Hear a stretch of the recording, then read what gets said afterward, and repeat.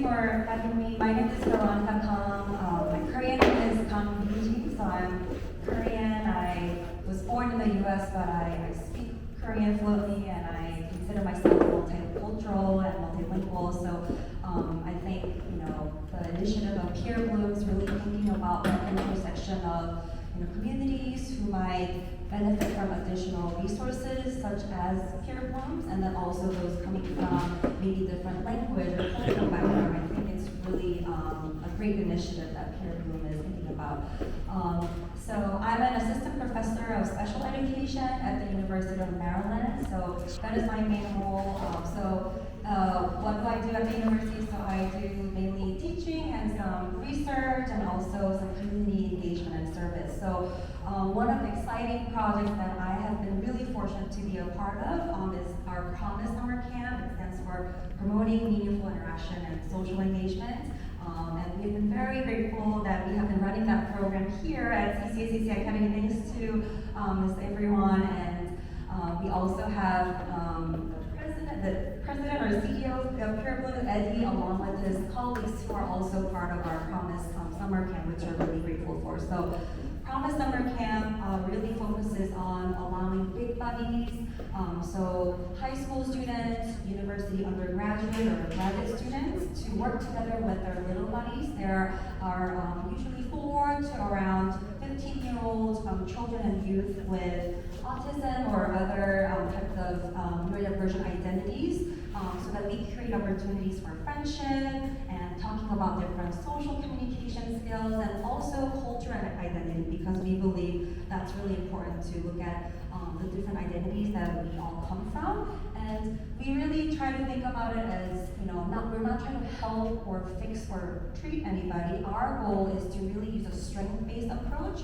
and create a social group, because we consider our little buddies and our parents as equal partners. So I always try to remind myself that humility is really important in my work. So I'm really excited that Peerbloom will really be a bridge, hopefully, for families, maybe parents, or volunteers or instructors, so that they can be equal partners with, really collaborating with humility and respect, because I think that kind of impact can really, influence a lot of people, like high school students who are thinking of different career development, perhaps, or maybe even those who are trying to engage in some community leadership through their classes or their programs. So thank you for all the work you're doing. I hope that this will really have a lot of impact to really learn from parents who are using. I think in one of your feedback, one of the bullet points that you want to get feedback from users and really try to integrate, I think that's really important, because I think really coming with open ear and open mind to really have the humility to learn from each other is a really important aspect of community engagement. So thanks for all of your work. Thank you for all being here, and congratulations again on the Peerblooms.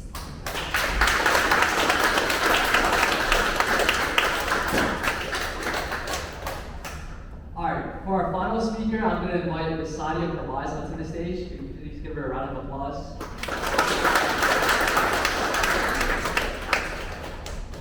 Hello, good evening. Thank you for being here, and thank you for supporting Addie. And Addie, you did great. It was such a wonderful presentation, and you speak so eloquently. So I need to take classes from you. My name is Saddia, and I am from Pakistan. And my background, my master's is in political science, but when I came here, I did Montessori teaching course. So I was in a classroom for 20+ years, and I also teach adult learners. So right now I'm teaching those classes, and I have been teaching for 10+ years to adult learners, and I just love it. And a little bit about that, it's really wonderful that we are addressing today's need, and what Addie started with that, and Montessori is based on that. Montessori started with that image, having that vision that, okay, we need to serve everybody. It's not just about one aspect of one type of students. We need to serve everybody. So that's what Montessori is all about. So thank you very much.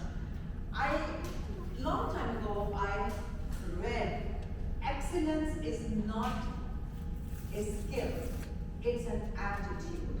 So I thought about it, and I said, okay, how can I apply it? So the way I understood that quote is that excellence is how you show up. If you have a great attitude, if you work hard, and if you care what you do, you are excellent. Excellence is not about perfection. You always thrive towards perfection. You work hard and you improve yourself every day. But you have with that attitude, and you are excellent and you're great in that. And it starts from today. Thank you for taking that initiative, because if they say there's no tomorrow, it really starts today. What you do today will affect you tomorrow. Whatever you put in today will bring the fruit for tomorrow. So thank you very much. Thank you for having me. And I read one more wonderful quote when I was, I believe, 7 or 8 years old. I don't know who said that, but it was, life is 90% how you take it, and 10% how you make it. So we really need to have perspective, and thank you so much. I really appreciate it. Thank you.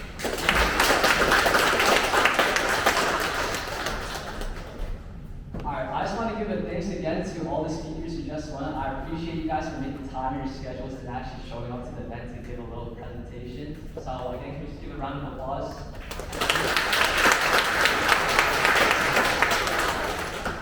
Alright, so for our next event, we're going to do another round of the raffles, and then after that, we're going to have our local nonprofit organization representatives speak a little bit about their programs. So can I please call up all the representatives of Seeds, United Foundation, and Surrey?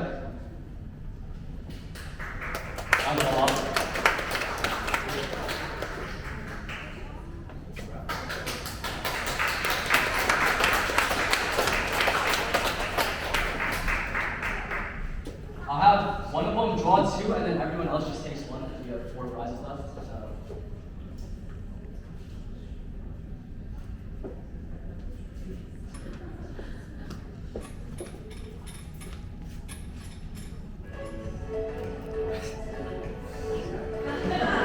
Alright, first one, Justin Chow, he's already on the stage. Let's go, Justin.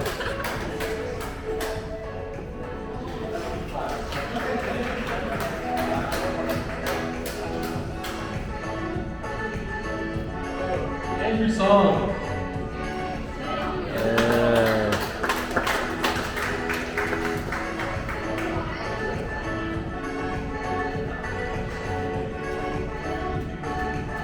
Mushroom matcha.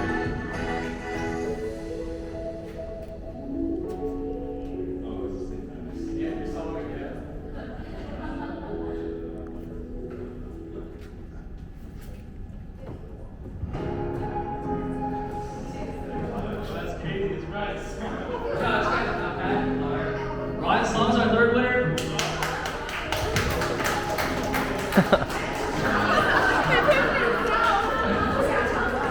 It's cheating.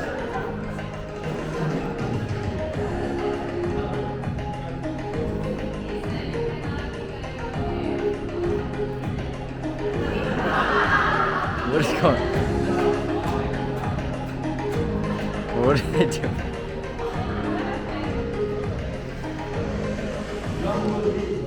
No movie.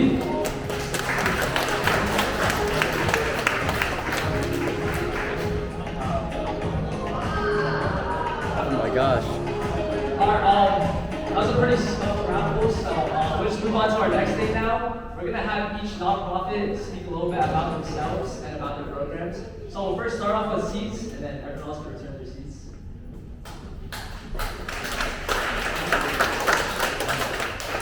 All right, good afternoon. How are you today? All right, great. So as you can see here, C stands for Special Education Equal Development Society, and my name is JinFeng.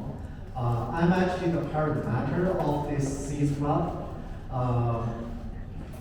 So I'm not any like founders or directors of Seeds, but I really would like to introduce Seeds a little bit to you guys. Seeds has been existing like 3.5 years.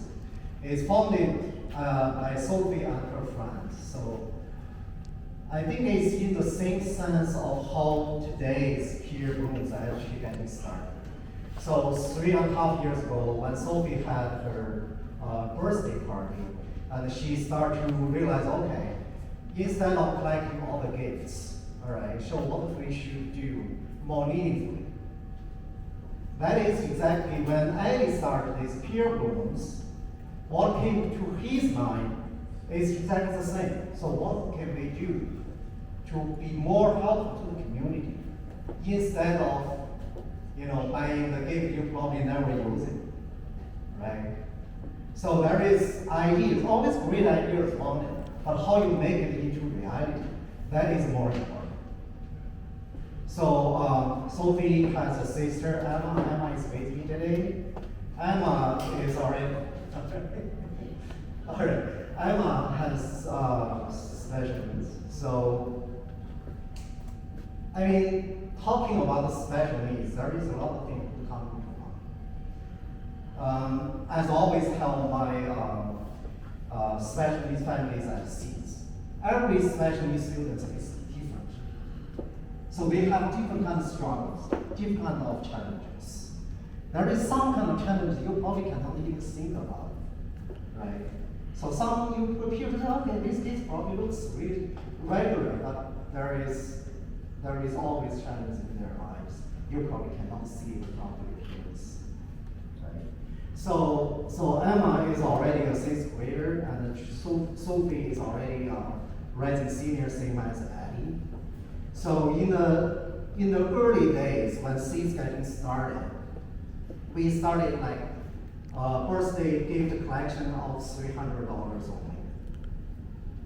So that $300 actually kicked off Seeds, and 3.5 years later, we have roughly about 100 special needs families we are supporting, and roughly about 100 peer volunteers to support us.